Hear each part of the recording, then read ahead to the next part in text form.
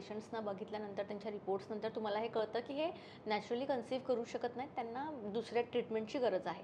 पण ते पण तुम्ही कसं ओळखता, की कोणाला IUI करायचं आहे, कोणाला IVF करायचं आहे, मेडिसिन करायचं आहे, त्यामध्ये पण बऱ्याच ट्रीटमेंट्स आहेत. त्या तुम्ही कोणत्या बेसिसवर तुम्ही ठरवता? सो सर्वात प्रथम असिस्टेड रिप्रोडक्टिव्ह टेक्नॉलॉजीमध्ये पहिली पायरी येते IUI, इंट्रा युट्राईन इन्सेमिनेशन. पण त्यापूर्वी ही एक इंट्रावजायनल इन्सेमिनेशन म्हणून पण असते. आता माझ्याकडे मी अर्बन पॉप्युलेशनमध्ये आहे, पुण्यासारख्या ठिकाणी बरेच असे देखील कपल आहेत की ज्यांना संबंध करायलाच जमत नाही आहे, किंवा संबंधाच्या वेळी मॅडम खूप प्रेशर येतं आणि इरेक्शनच होत नाही, आणि तो महत्त्वाचा ओव्युलेशनच्या दिवशीच संबंध ठेवता येत नाही आहे आणि बाकीच्या दिवशी काहीच प्रॉब्लेम नसतो. हा एक खूप मेजर कन्सर्न आहे मुलांमध्ये, जो आम्हाला दिसतो की इरेक्टाईल डिस्फंक्शन संबंधाच्या दिवशी.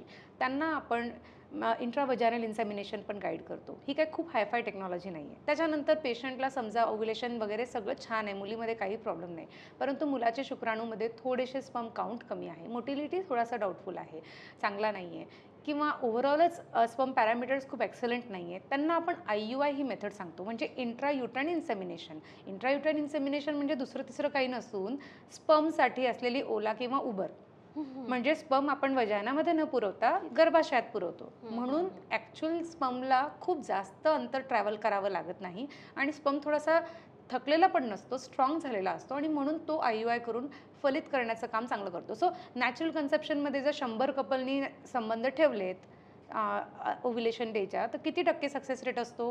5 ते 8%. तेच कपल जर IUI मेथडने प्रयत्न कराल तर त्यांचा सक्सेस रेट 15 ते 20% होतो. ही नॅचरलच मेथड आहे, फक्त त्याच्यामध्ये असिस्टन्स आहे, थोडीशी हेल्प आहे डॉक्टरांची, एवढंच.